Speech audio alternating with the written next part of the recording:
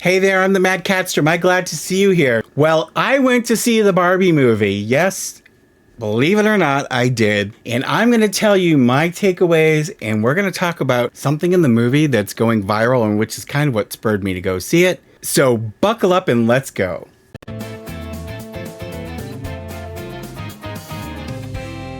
I'm here with Sybil the Enforcer, and Sybil says, please like and subscribe. Help us get to 20,000. We'd appreciate it. The Barbie movie. And I can't help but thinking about a song that I loved back, has it been like 20 years now? That song, Barbie Girl by Aqua. I'm a Barbie girl in the Barbie world. I'm a Barbie girl in the Barbie world. Life in plastic, it's fantastic. So that's what I always think about. And I noticed at the end of the movie, when the credits were rolling for the Barbie movie, that they actually were using that song in the credits. So there had been a lawsuit between Mattel and Aqua over the use of Barbie for that song.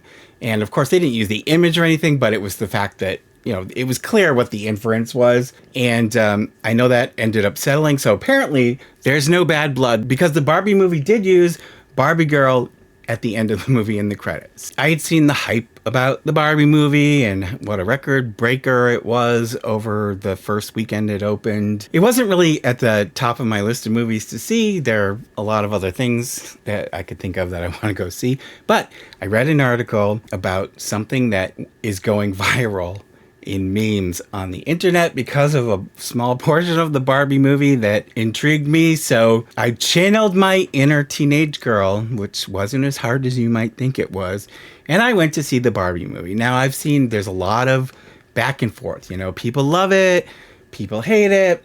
There's a lot of commentary from the far right about how it's such a woke movie. I saw one that said, it's the wokest movie ever. It's like, oh, come on. We all know who Barbie is. We know that Barbie's been around forever. We know that Barbie's evolved. There are all kinds of versions of Barbie that have come along over the years.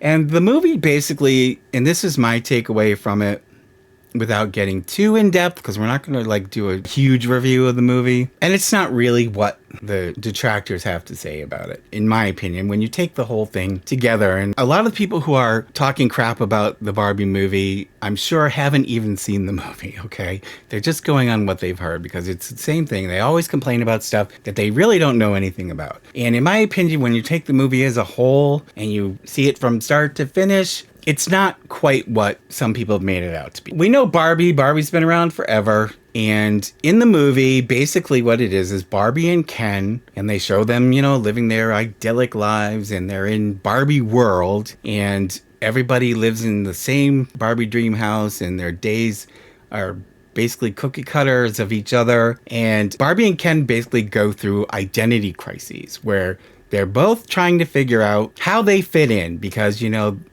society has changed.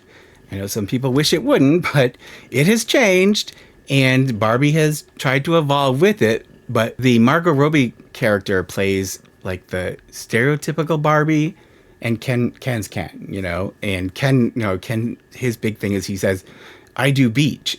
So it's like Ken's whole existence is just to be on the beach, is basically what he's saying. As the movie progresses, they begin to question their identities because, stereotypical Barbie isn't really the image of what women aspire to be, in the bathing suit and the traditional original Barbie. That's not what women seek to be. And Ken also, this wasn't just from Barbie's perspective. Ken also is trying to figure out, what the heck is my role? As society has changed and men and women's roles have changed and have been redefined, where do they fit in now? Barbie goes off to the real world, and I'm not going to give you any spoilers, but Barbie goes off to the real world basically to figure out who the heck she is and to see what life is like in the real world. And basically that opens a big can of worms. But there's a portion of the movie that's funny. Now, we've all seen Malibu Barbie, and there's traditional, stereotypical, classic, original Barbie. And there's the Toy Story 4 Barbie. But the movie introduces us, by way of a dream sequence, to Depression Barbie, which is really probably more in keeping with reality if it was actually a real Barbie than some of the Barbies that have come before. But Barbie has a nightmare, and they introduce Depression Barbie. In Barbie's dream, it's basically like an ad introducing Depression Barbie. And this is what basically they say about Depression Barbie. She wears sweatpants all day and night.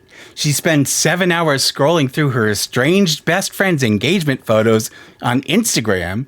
She's eating a family-sized pack of Starburst. And she's going to binge watch Pride and Prejudice for the 7th time until she falls asleep.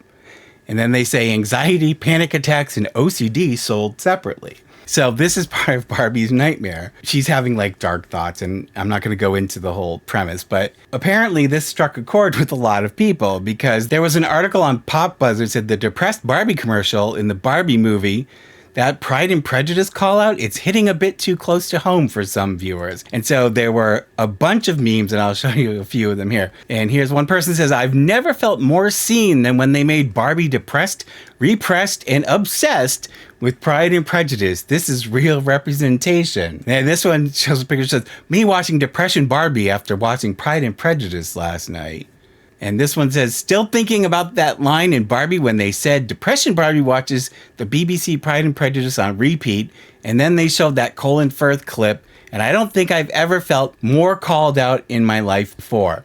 So it's obviously the Depression Barbie is resonating with people. And I mean, I can understand why, because Barbie's always perfect. She's the ideal, and that's basically like how the movie opens, is everything is perfect in Barbie world. And it all gets made topsy-turvy, but it all works out in the end, and Ken and Barbie both end up deciding that they need each other and that they both have a role to play in the new world, in the modern world. And so I read that they're thinking about a sequel now because it's been so successful, of course. So who knows what the next premise will be, but I didn't, people are upset because, there was a plus size Barbie, there was a transgender Barbie, there were Barbies of different colors. And that upset some people apparently because I guess when you show realism and you show diversity and you show equality and inclusion, somehow it's really a horrible thing that we shouldn't expose our children to people being equal and everyone living in harmony together.